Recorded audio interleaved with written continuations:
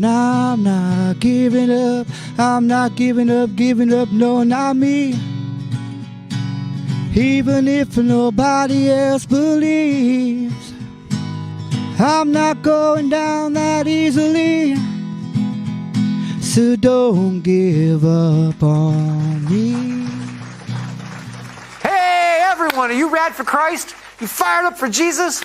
Welcome back to another episode of Radical Christianity, the talk show that highlights God in action. I am Drew, your host, and it is awesome that you have joined us today. All right, folks, I am afraid to ask, anyone here see that opening ceremony at the Olympics? Yikes, it was a doozy. As I'm sure you know, tons of people around the world were horrified, and companies like Home Depot even severed ties with the Olympic program after the opening ceremony featured what some are calling a mockery of the scene of Christ and the disciples at the Last Supper. Instead of Peter and John breaking bread with Jesus, this iconic scene featured a colorful lineup of drag queens and friends at the banquet table. But these folks from the Moulin Rouge weren't feasting on just anything. We're talking about a blue man portraying Dionysus served on a platter dressed in nothing but flowers. That daily special sure left little to the imagination. Now, who was the Greek god Dionysus? The god of wine. Kind of like how wine was served at the Last Supper. The only thing missing was bread. Maybe somebody at the feast already ate it. I think I know who. Really though, the whole scene, complete with Halo, took Hunger Games to a whole new meaning, if you ask me. The organizers of the event have issued an apology, claiming that they never meant any disrespect and that they were simply presenting a harmless little scene from the ancient Greek feast of Bacchanalia. What was that festival anyway? Well, I did a little research, and it turns out it was banned repeatedly as a scandalous sexual ceremony between all genders and ages, making it a lot more like Sodom and Gomorrah than the Catalina wine mixer. And like they say, where there's smoke, there's fire. And whenever there is a drag queen these days, there always seems to be a kid for some reason. And I am not sure what the child is meant to represent at this Bacchanalia, but I am not sure I want to know. Why always with the kids? What I also found pretty notable was the white horse with a headless rider. Organizers claim this was supposed to represent the daughter of Dionysus. But here is what Revelation 6:8 has to say. I looked, and there before me was a pale horse. Its rider was named Death, and Hades was following close behind him. Yikes, that sure seems like a bad sign. Those who are in support of the show at the opening games have pointed out that the scene is comparable to other works of art featuring pagan themes, such as the famous artwork Feast of the Gods. Yet, at the same time, wouldn't organizers have seen the comparison to the famous painting The Last Supper by Leonardo da Vinci? I mean, what do you think? Come and tell us what your thoughts are on our social media, and make sure to stick around for our awesome guest on this episode, okay? Also, you tell me, are you rad for Christ? You fired up for Jesus? All right.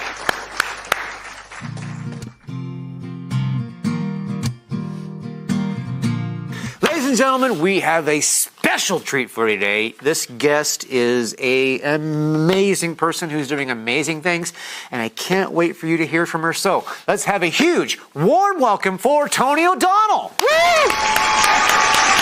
Woo! Toni, welcome. Thank you. Good to be here. So, welcome to Radical Christianity. Thank you. I like that. Radical. Yeah. Yeah. It's kind of got to be, I mean, this day and age, Christianity doesn't seem like such a radical concept to people. Yeah. But when you come down to what it means to be a Christian, it is pretty radical. It's radical. Yeah. I believe that. I mean, I call myself a barbarian because of the It's a great book, by the way. That is a great book. So is Radical Christianity. But yeah, I mean, with what I do, well, you can ask questions or whatever you need to do to try to get this, focused how you want. But I'm 25 years sober, so I came out of basically committing slow suicide and really upending my life and a lot of people around me, my family and that sort of thing. So when I did finally get back with Jesus and realize that that was really going to be the only way that I was going to survive, my whole thing is, if I'm going to be a Christian, I'm going to be one. And so to me, that's, I just don't do anything halfway.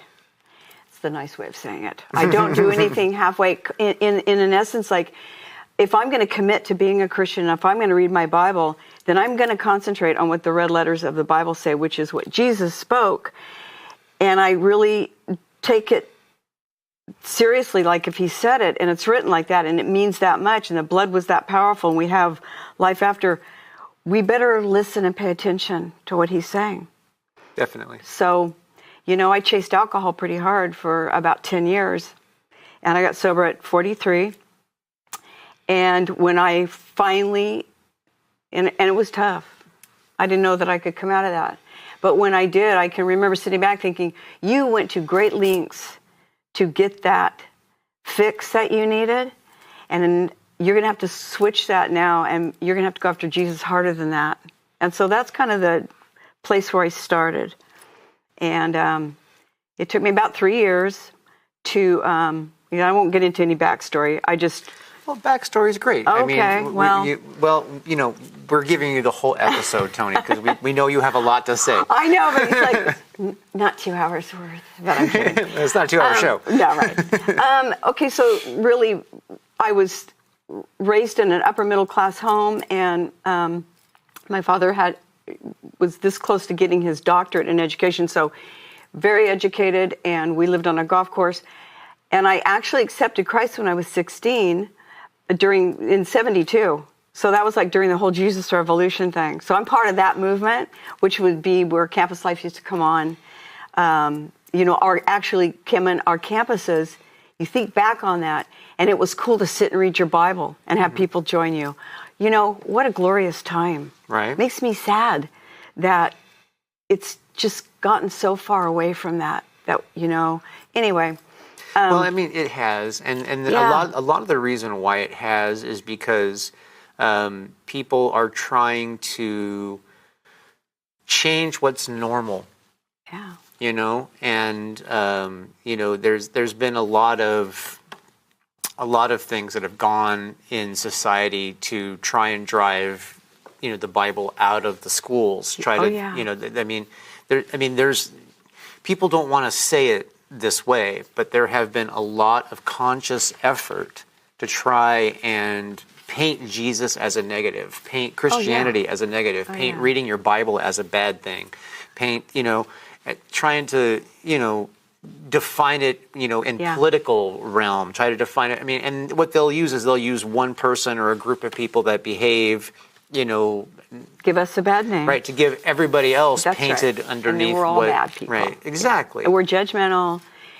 But I have what I do, and especially just because of how bad things got a few years ago in our country with the election and all of that, I really need to block that out. Block out what everybody's saying. And I do that with my own life. People can scare you, really well-meaning people. You're good friends, good Christians, you're good support groups. But people can scare you. You've got to learn to differentiate between what people are saying and what Jesus is saying. And you've got to block it out and listen, because Jesus usually says something different. Yeah. And he's radical. What he says to me, most people go, "Are you kidding me?" So my father had been abused, sexually abused as a child a lot, which we didn't know. And he had 3 daughters, no sons, and he turned around. So the victim became the victimizer. So I grew up in a home where that was all hidden. Both my sisters were being sexually abused. My turn came, but I'm not built the same way. I recognized immediately that there's no way that this is happening to me, and I walked away. And that was just enough to scare him off. And so I had a little bit of a different upbringing than my 2 sisters, but the house was filled with lies. So I bring truth into the house. You can even imagine what that was like. I became a Christian at 16 because it was like, that's the kind of father That's what I want. I want a father like that. I didn't have one. Obviously, he couldn't be. He was a brilliant man, but he's sick. So I wanted a father like that. Brought him into my home, and really, I was excited to share him, my faith inside my home. Like I was on fire for Christ. And it did change the way our house functioned for a while. It was cool. But the evil that was going on, the lies that were going on, the way truth it butts up against evil that way, it was probably no match for some like me. And, when the whole thing sort of busted wide open, everybody sort of fled in my house. Very sad story. And I kind of blew the whistle. And as it rolled out, it really wasn't appreciated because I think everybody would have liked to have just kept it the way it was. If you don't address it, you don't have to change your lifestyle. Very sad. So anyway, that just kind of set me up. So I just sort of went off on a tear. I sort of just went, I didn't lean into Jesus. I leaned into the world. And by the time I was 30, I had a couple of divorces, a couple of kids. Not at all where I thought I was going to be when I was 16. So I made it to 30 without numbing out, but at 30 hit, for some reason, I was just tired and done. And I started drinking about 30. So I was a late bloomer when it comes to addiction. And I got sober at 43. So, and then I did get married for a third time. We've been married for 33 years. Actually, on Saturday will be our 33rd wedding anniversary. So he got really broken me. So the first 10 years of our marriage, he got drunk Toni. Anyway, so that's a whole miracle story. But sober, AA is how I got sober. It took me about 2 or 3 years to really feel comfortable even going back to a church. I didn't know if I was going to or not. And I was just too green still to think that if I didn't walk in, everybody's going to go, "Oh my gosh, your father's a pedophile." And he actually got caught later on with a second family, and he did 25 years in prison. He's out, and he's 93, and the whole family's reconciled to him. Whole nother miracle story. But that was part of all of that journey. Too much pain. So I got sober and knew I needed to get to a church. I had all these things in my head that were smart things, and the Holy Spirit must have kept them inside of me because I knew corporate worship was important. So I found Clovis Hills. And first time I went, Steve Davidson was a pastor, and he was talking about his own son's addiction, and he was talking about the 12 steps, and I thought, this is cool. All right, I can be here. So I just went on a tear. I was like, okay, I can't get enough Bible. I mean, I'd probably do at least 2 Bible studies at one time, one with a group, one on my own. And I chewed that book up, man. I kind of think that has a lot to do with, because I see that a lot with people that are coming out of addiction. I kind of think that the addicted personality, you just switch the thing that your vice, So, I mean, I'm an all or not. I'm not anymore because I have 25 years of sobriety, and I'm going to be 69 next month. Some things just get, bred out of you as a Christian. So I'm not an all or nothing person anymore. I'm very even, but that's how I was. And I thought, you know what? I've got so much time to make up for, and I just went after it hard.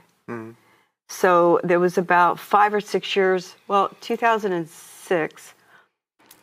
I felt I had read the Great Commission. I was really studying the Gospels. I was really studying the Great Commission statements, there's 5 of them. We concentrate on the one in Matthew, but there's 5. They're in every single Gospel and in the book of Acts at the very beginning. And it says, go. You have to go and make disciples. And it's like, yeah, get up out of the blue chairs, as we say in church, get up out of the chair. But how many people are really doing it? Really, really getting out and, staying in town is fine. I'm not saying that.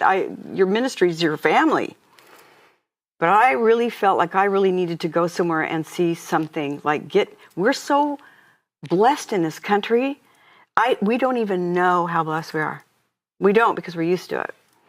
And I saw a little thing in the church bulletin that said, we're going to do a mission trip at the end of 2007, like at Thanksgiving. And if you think you're interested, And I opened it and I said to my husband, I'm supposed to go on that trip to India. I'm supposed to go. And he's like, I'd never been on a mission trip, but I was supposed to go to India. And he just said, okay, because he always believed that.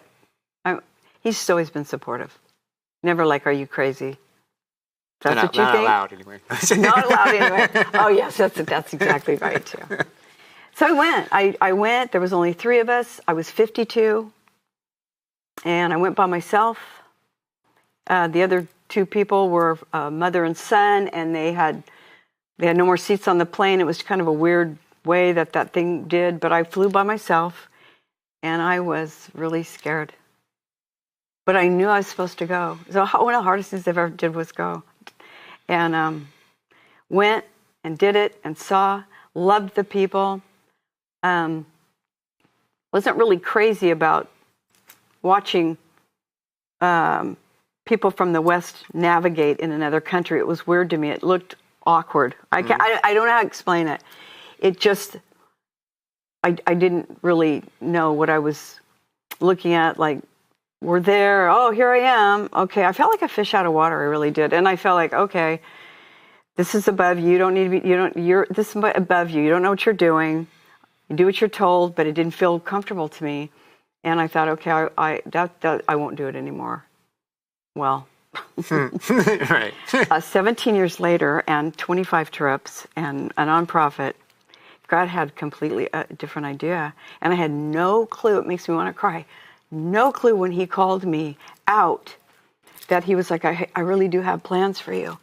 If you say yes and you listen to me and you don't let fear stop you, I have something amazing, not only for you, but for the people of India. And so I paid attention.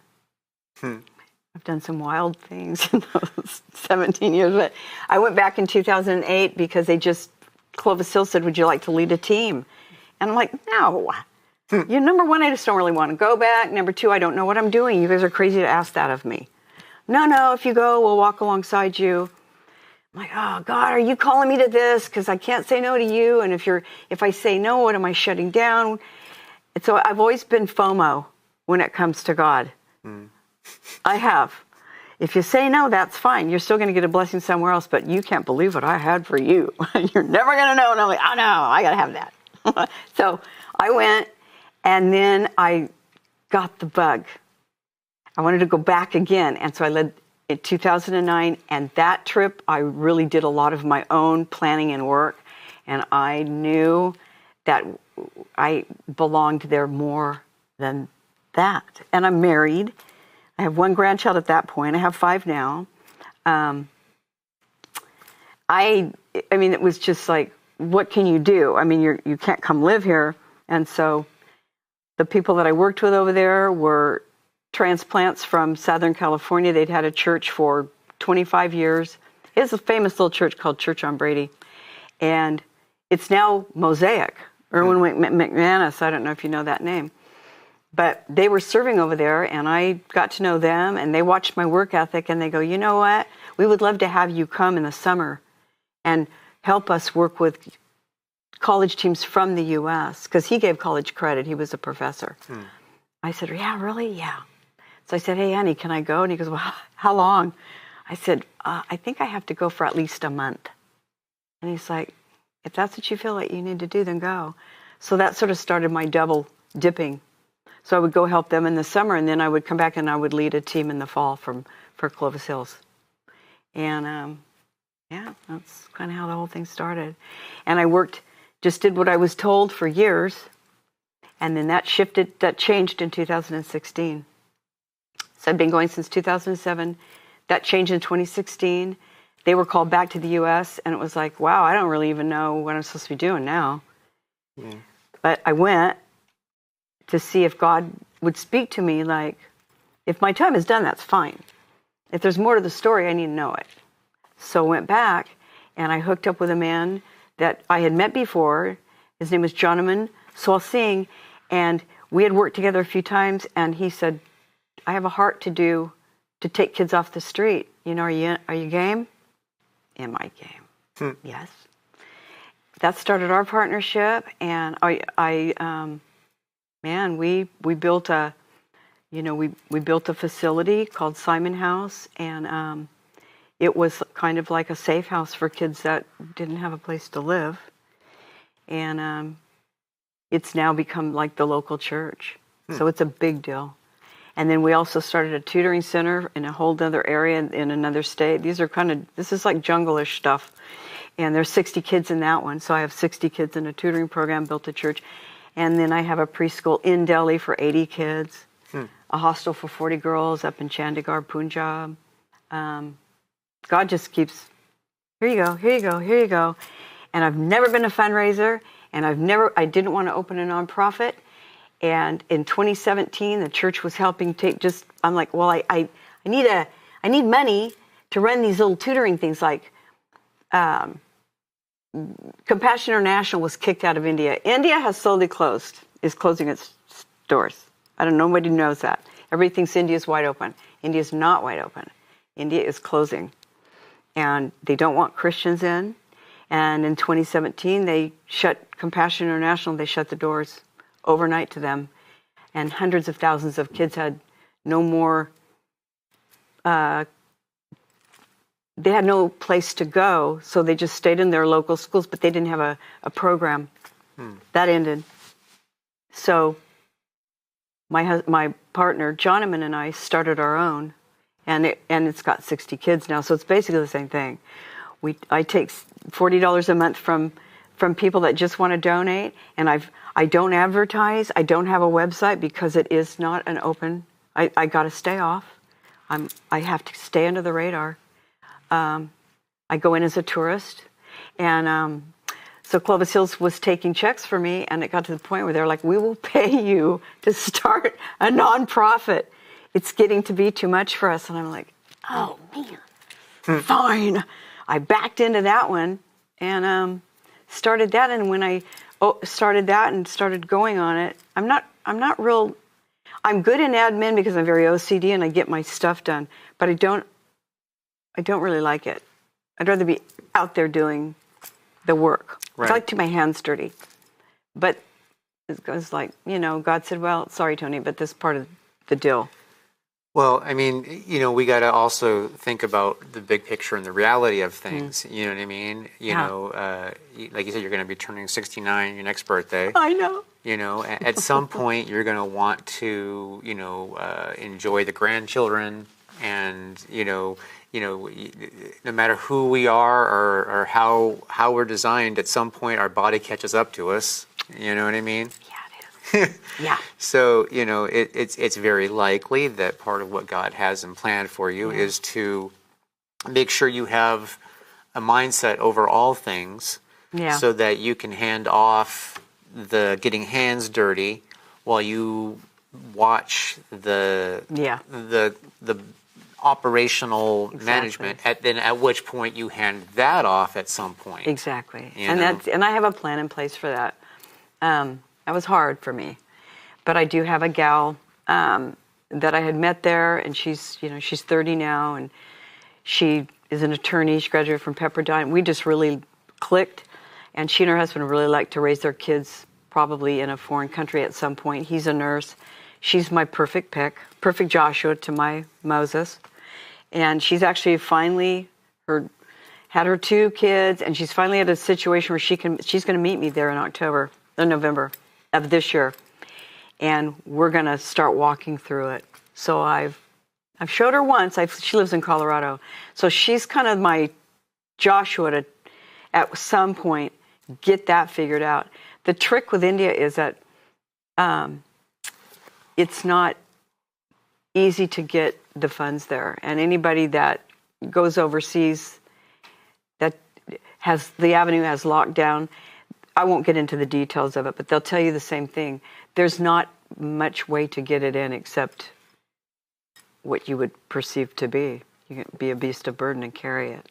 Really? I would think that because of the nature of digital business, that there would still be those same avenues, like Cash App and India scrutinizes every single bit of funds that come into their country, and if it's coming from somebody in the U.S., they're going to ask you a ton. They don't want any outside funds coming in.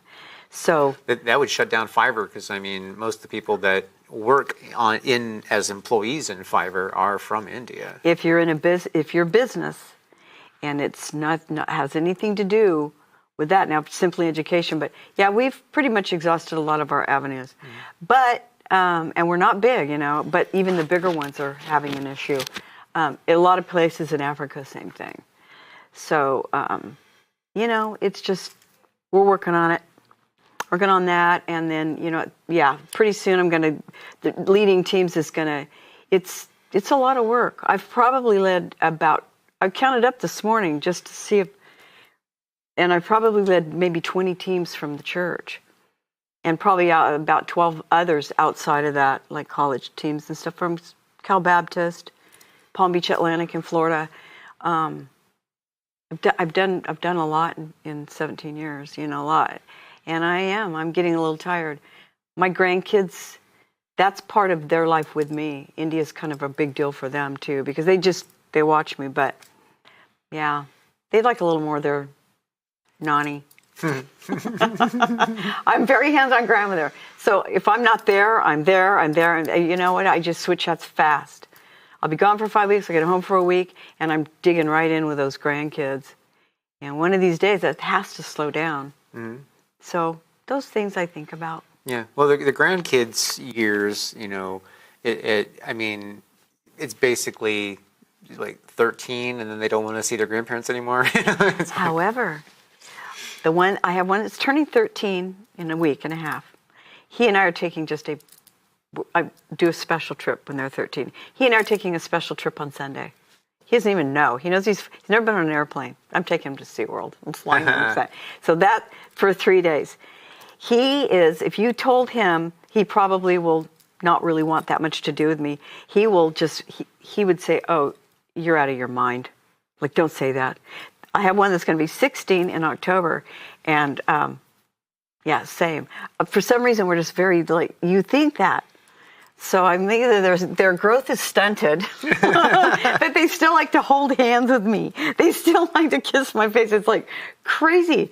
Your own kids didn't do that with you, but grandkids are different. If you knew how great they'd be, you would skip having your own and just gone straight to that. But that's what they say. But anyway, So I just make memories and make it all count, because every day's a gift.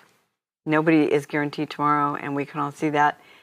My partner that I did everything with, he died of COVID in 21. So, shut down. Going in 2020, we had a trip canceled, all that, of course. And then we did everything from afar. And, he got it, and he went down quick. And that 2021, that second wave of COVID in India, nobody probably really remembers, but that was insane. They didn't have any oxygen. And India is very corrupt. They were selling nitrogen tanks and saying they were oxygen, and people have no money, and they were doing everything. It was extremely sad. And of course, he died alone. And but his wife took over for him, and so she and I'm very close to the family. They're family to me. So we've kept everything going. But it upped the ante. After COVID, that upped the ante. It made it really difficult. So what basically happens on a trip to India?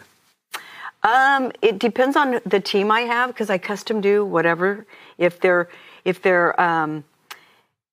like a challenge and they're, in fairly good shape, then I will take them to the 2 facilities that I have in the other. I work in the state of Delhi and the state of Orissa, which is in the northeast. It's below Calcutta. It's off the Bay of Bengal. It's hard travel. You have to fly, and then you can fly without taking a train to your destination. So that's where I have the church planted. So they'll go with me to see that. The kids now are gone. All the kids that came in at 5 and 6, they're now in college, and they're engineer and stuff. That's really a successful thing, because it's all about education. Everything I do is about education. So, sorry, I pressed that. So for me, it's like transformation through education. You educate kids. to raise them out of poverty. So we always go for education. So they're in school, we tutor them, and then we throw Christ in that.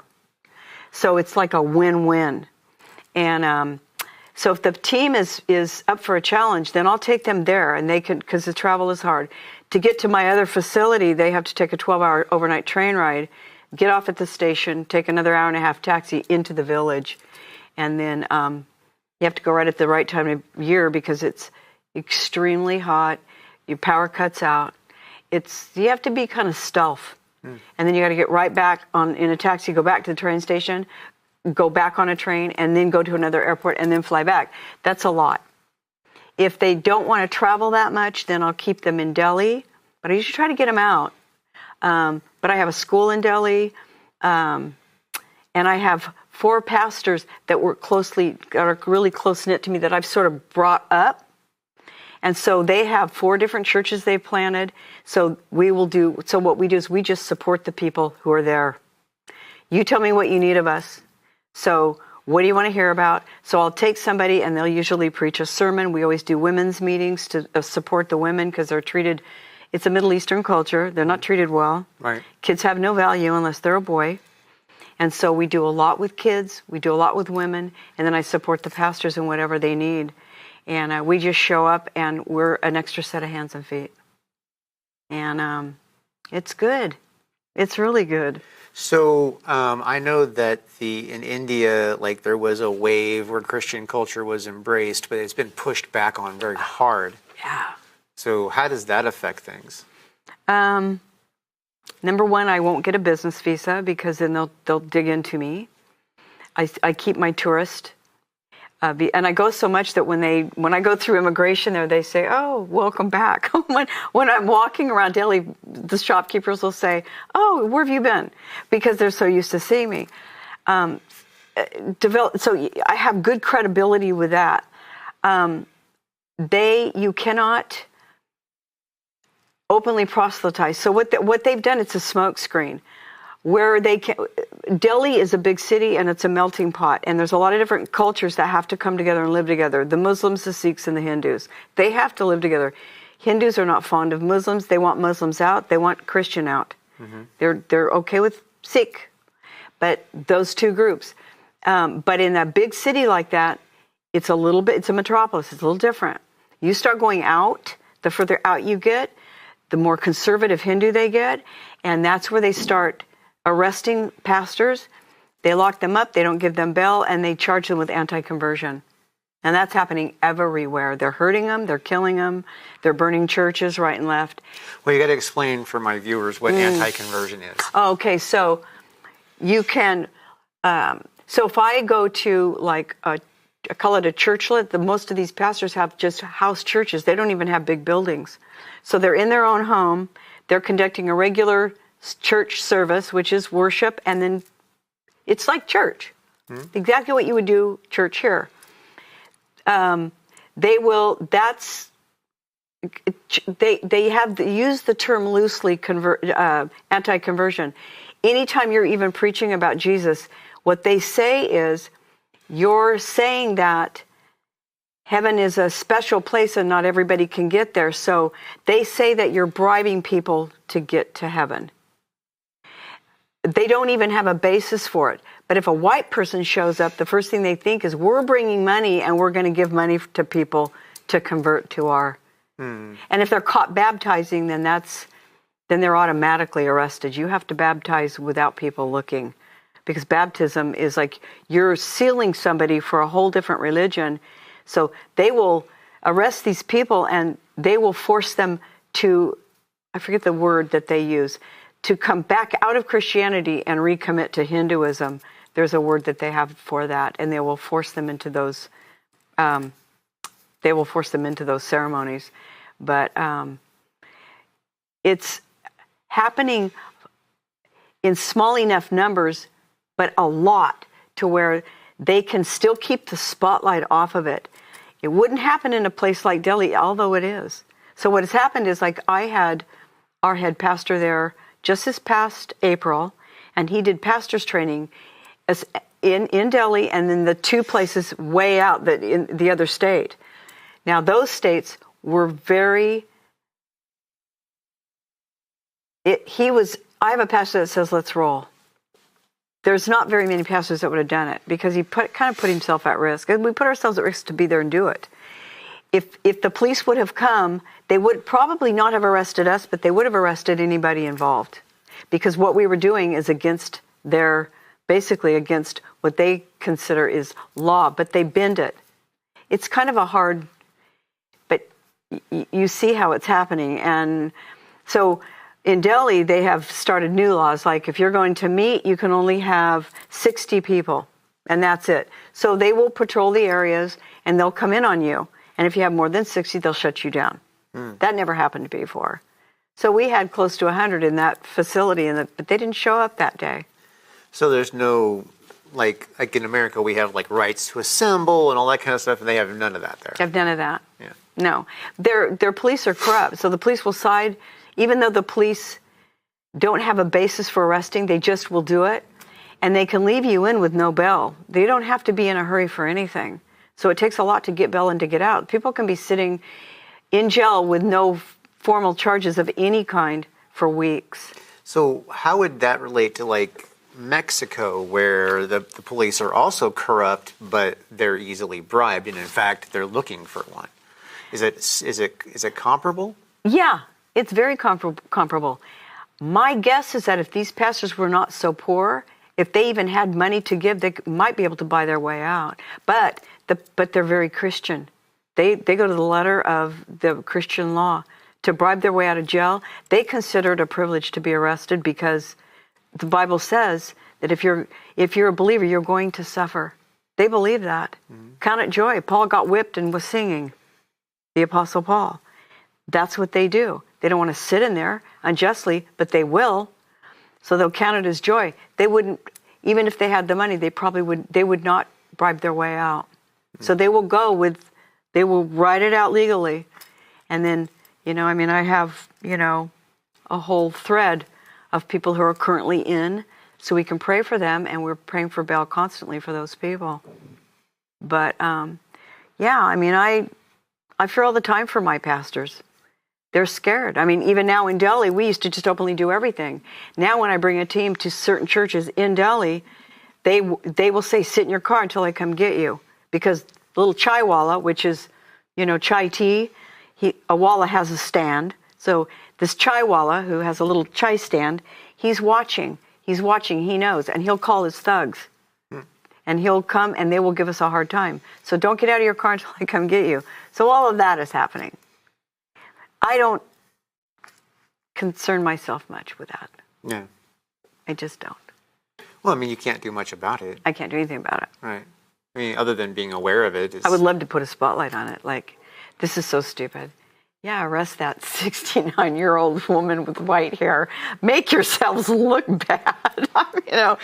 Not really. Well, but come on, you guys. Well, there are things that you could do, but you don't want to be on the radar. So exactly. They could pull my visa and never give me a reason, and I would never go back to the country. What you need to do is just have a documentary made and just not have your face on it. Yeah, exactly. So you make a documentary about the whole thing that you guys are doing and the whole situation, and you don't let them know you're doing it. Yes. Well, that's supposed to be in the works, because I also took one of our tech genius guys from our church on that trip in April, and he's been working on doing a lot of that, so I'm excited to see some of that.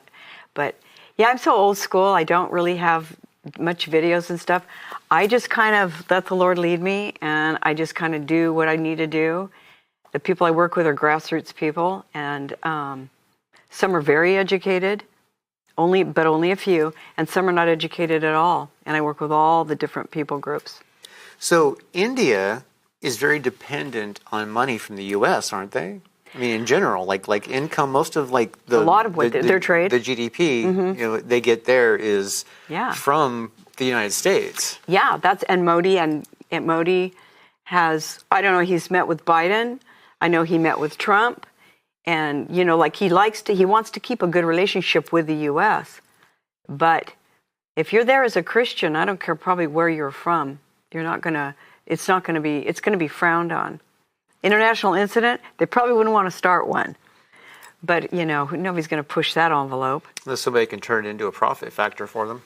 Yeah. I mean, I know some Americans that have been arrested with money on them at the airport, but they were tracked and they were there on business. They were very much out in the open about what they were doing. They had big churches and stuff, and they got targeted.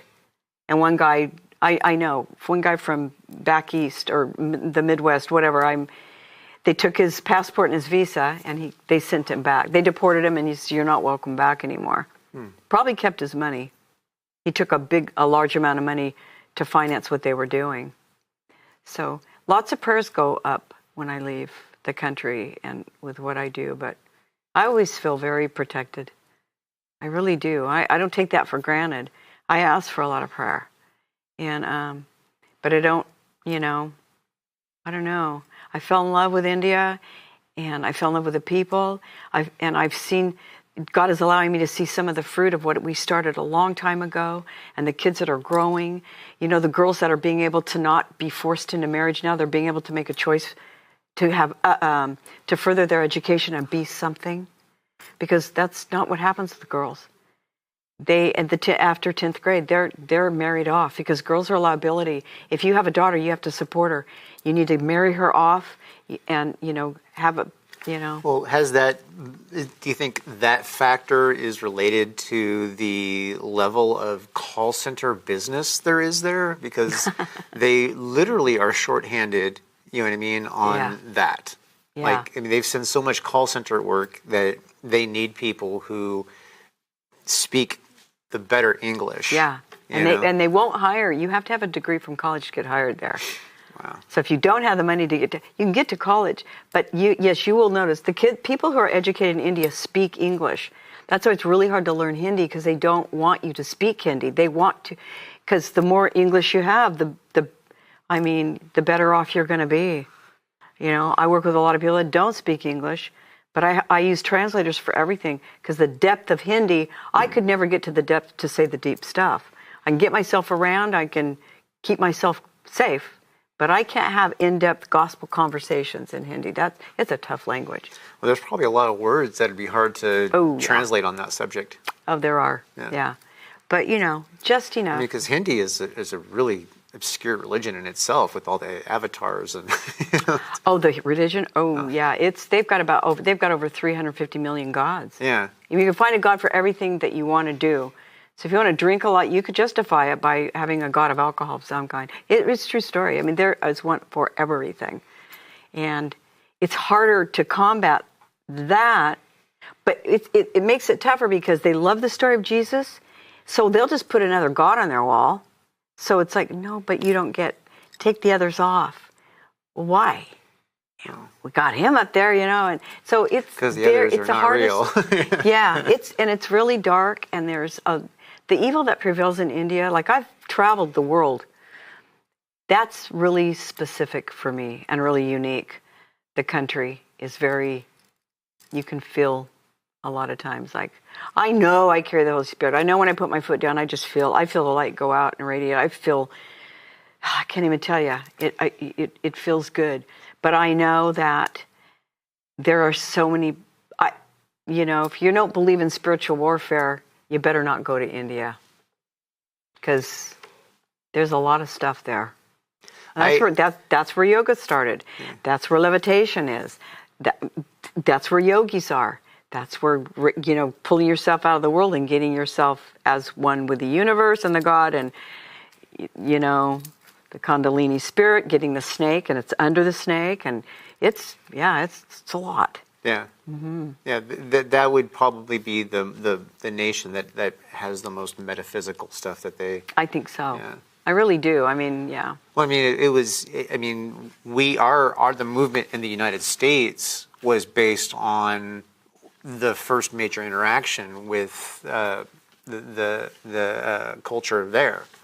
Oh yeah. So that was like the early mid '60s. You know what I mean? When the cultures kind of crossed over. Yeah, Beatles kind of with Ravi Shankar. Yeah, and then they in Rishikesh, where they went up to do their meditation and stuff. Hardware which is at the top, the Himalayas, and it's where the Ganga River comes down. Which I'm taking a team there. There was a lot of it's not the Beatles started it. They kind of but they made it popularized They made it popular. Yeah. George Harrison made yoga and Hare Krishna, and Krishna is the Lord of yoga. He made that very popular, and so it's kind of like, okay, and I won't get into that. Let's do Christian yoga. I used to teach yoga. I was really fit. I'm still pretty flexible, but I used to teach it. And then when I went to India and I started really paying attention, I came back and it physically made me ill to do it. Because it was like every single pose is bowing down to one of their gods. And we've watered it. And I have friends I love to death. And yoga is such a good thing because it really can work you well.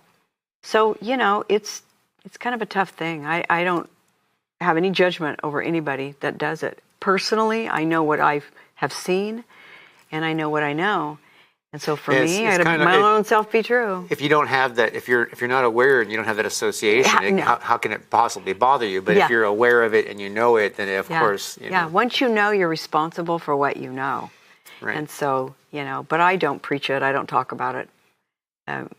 Very rarely even say anything about it. I'm surprised I even brought it up, actually. But it's part of that whole culture, and you can see that how everything sort of has filtered to us in a way, and it's like a smoke screen. Like we're living under a smoke screen here in this country. We don't have half the stuff that has become so dangerous. So it's good to travel out. We have problems like that here. You know what I mean? But the problems in America are handled very differently. I imagine in India, they're not afraid to be bold and blatant about their prejudices and discrimination and, that kind of stuff. Whereas in America, you have to you got to be tricky. Yeah, I mean, politically correct is not a thing in India. They don't even have a filter. They will just tell you flat out, you don't look good. I mean, most of the time. My thinness bothers everybody there. I should be bigger than this. It's funny because they really, and they have no filters. I love the culture. They don't have any personal space. Most Americans really struggle with that too. Yeah, it's just Asia. Well, but I mean, I have seen. I've never been to India. I know a lot. You should go. Someday I hope I can. But I know a lot of people that are from India traditionally that live here, and they still live very traditional. Oh yeah. It's like you get that welcoming sense from them. They welcome you into their home and that kind of stuff. But then you realize that it's very limited. Oh yeah. It's like you're welcome to this point, but you got to be one of us to come. The rest of the way. Exactly. That's why, and people in India will say that I have become a welcome outsider. So most of the Indians that I work with now say she's more Indian than we are. But just because I do so much navigating that even the people that live there, if they want to buy something or want to know where something is, they will reach out to me. Where can I go to get this? And they live there because they're very much, they stick to in their own little world, and I go blow it open. But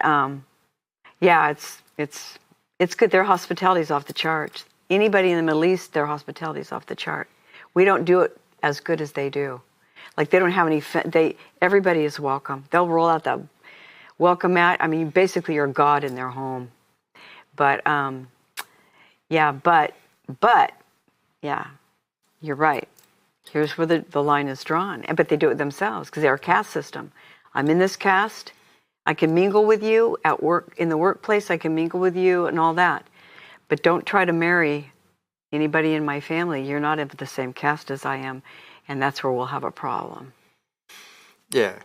It seems like marriage is obviously a big one. It also seems interaction with children is one that they're very, like they'll introduce you to your children. You know what I mean? Mm-hmm. But then, like, if the kid tries to talk to you, sometimes they'll be like, "Oh yeah," because kids are just they don't. But we'll say, "No," you'll talk, and then they'll back off.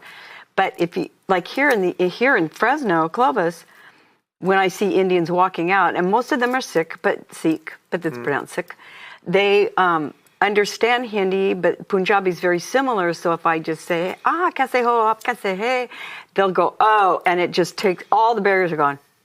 Nobody, how does somebody like in this town even know how to say that?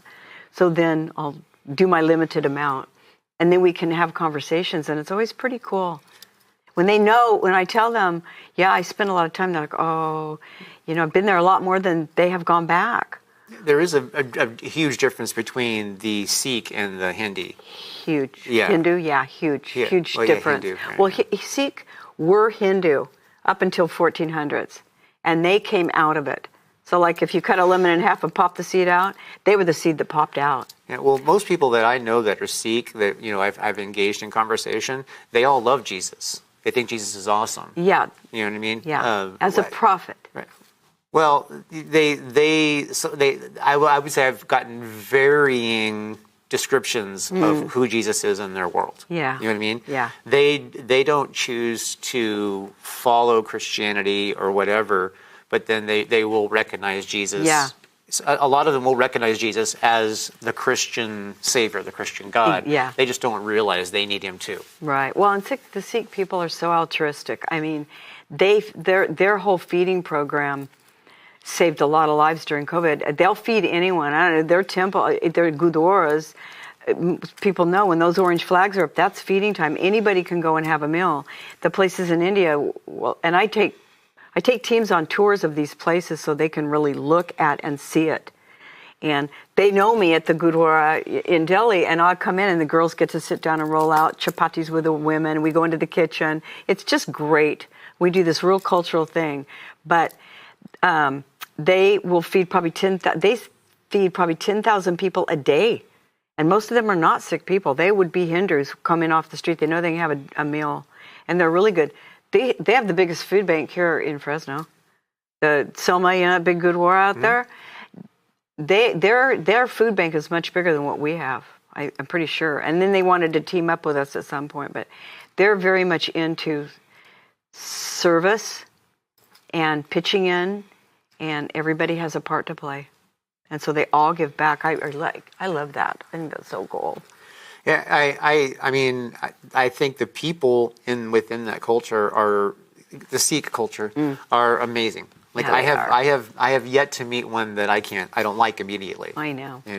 I get caught up in conversations with the guy that runs the gas station I go to most often. And it's like he's just so super friendly and whatever, and he's like remembers things about me, and he keeps asking, and he's like, he's like striking up conversations with him. I'm like, dude, don't you have something to do? I'm like, And they're such proud people because they came out of a warrior caste. That's why they wear kirpans. There were swords on the side. Right. So they are warriors. I mean, they're very. They see themselves as servants. I think that's the reason. I mean, even the warrior caste kind of concept, they still see themselves as servants. Yeah, they do. Which I think is one of the things that they love about Jesus, because Jesus' message is, to serve first. Yeah. That's and mostly, when people ask me, what do you do? Because I fly Middle Eastern a lot. I mean, that's all I do is fly Indian Airlines. I flew Emirates and went through Saudi Arabia, the UAE, for a lot of years, and all your people are either Hindu or Muslim. So I would look for those conversations. I love to have conversations with people. Everybody's the same when you take away what we perceive the culture to be like. Americans are afraid of Muslims mostly, I think, because, come on, terrorists. But when you break away, we all care about our families. We all want our kids to thrive. And when you get down to that part, everybody's really built the same. And so when I tell people, well, I work in India, I just, I go into slums and I educate, I support, and I spend time with the kids and spend time with the people and the mothers. And they're like, oh my gosh, thank you for doing that for our country. Thank you. Because they won't do it. India's not like that. That Hindu's not like that. Upper caste Hindus would never get their hands dirty. That's polluting. But they appreciate that I'm willing to do it. So I can bridge that gap that way by service work. And then if the conversation got deeper and I felt safe enough, I'd spill my guts. But that I'm very careful about.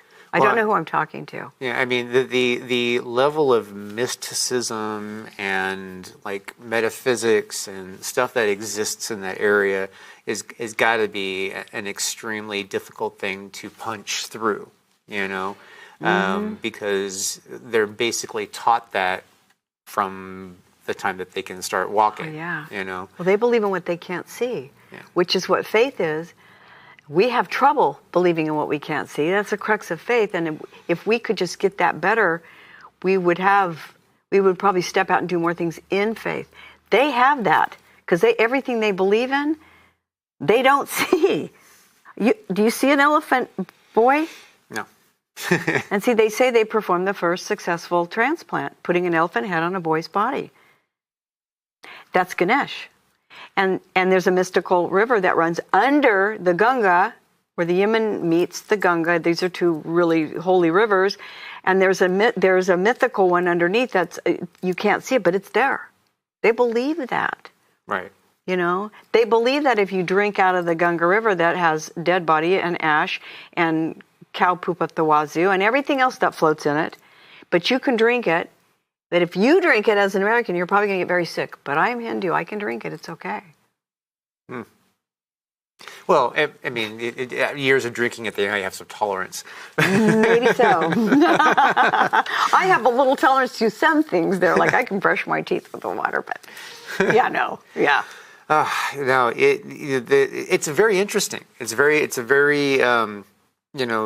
I think what you're doing is definitely a huge challenge, and I can see where like you need God in control of that because you're basically navigating a minefield that you're guessing where the mines are. Yeah. The thing is that when you provide a service that helps kids, the parents, and you put it right out in front, like the school that I have in Delhi, the 80 kids, it's preschool, 3 to 5. All we're doing with them, we're providing, I finance that school. They have uniforms, they get a snack, they have 6 teachers. They don't pay a thing. They all live in this slum of about 40,000, and it's all Hindu. Now, the pocket we're in is pretty safe, but the people that send their kids know it's Christian. But because of what the kids get for free, it's okay. They agree to it before they send their kids, so they can't come storming in there. And then those kids hopefully will say, I like learning, because they don't have to go to school.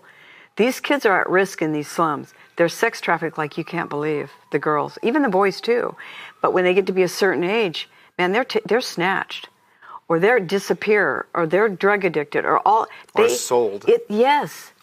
All of that is going. If we can get them to the point where they go, no, I really want to go to school, and their parents see the value of this education and the structure and listening to these kids do these rhymes in English and all this stuff that they do, and it's really, really precious. And then the kids can go start first grade, and they actually can qualify to go, and they want to go. So they go. So I'm walking out of the slum now, and I'm seeing 4th, 5th graders walk in, and hi, Auntie. And they're like, they're in school.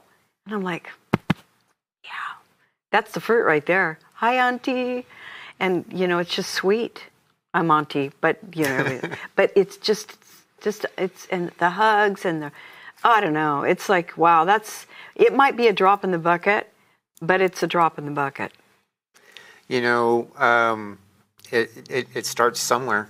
You have to start somewhere. And you're doing something more than just a drop. I mean, you've already communicated that kids that were going through education are now, at college level. Yeah. The boys. Even though it seems like just a little number, that is a significant jump from before you started. Oh, it is. It is.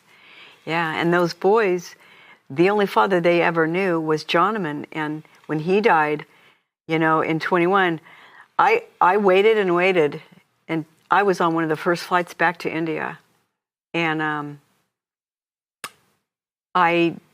people in India said, "Don't come, please." They were all scared. Boy, he'd died, and it was just a nightmare. And they said, "The airport's a mess. Please don't come." And I went, "No, I don't. this is right. I don't really talk about that.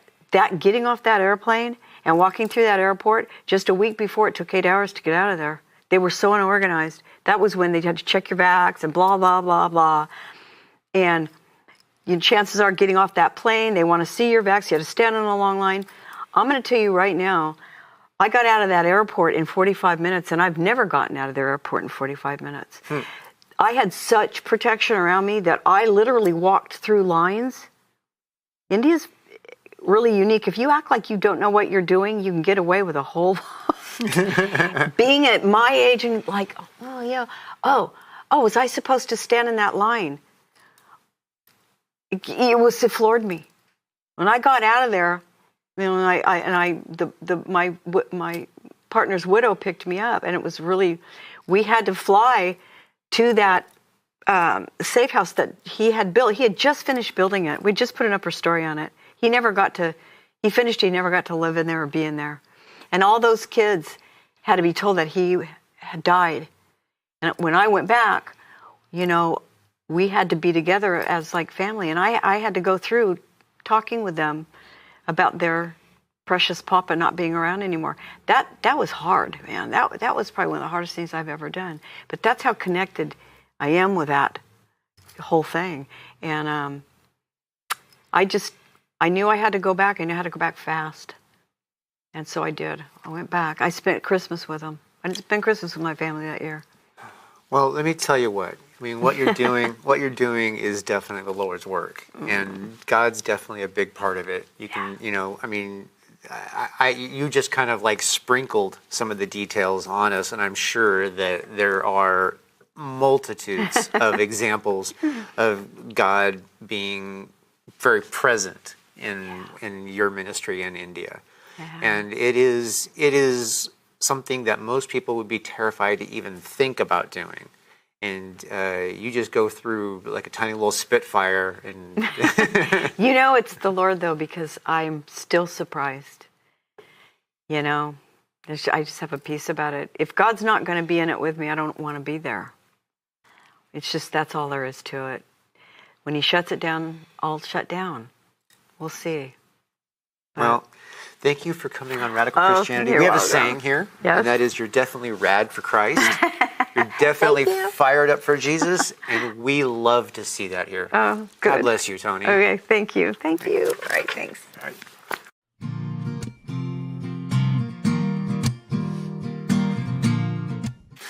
Ladies and gentlemen, thank you for watching another episode of Radical Christianity. We are so pleased that you got to join us for this really special episode.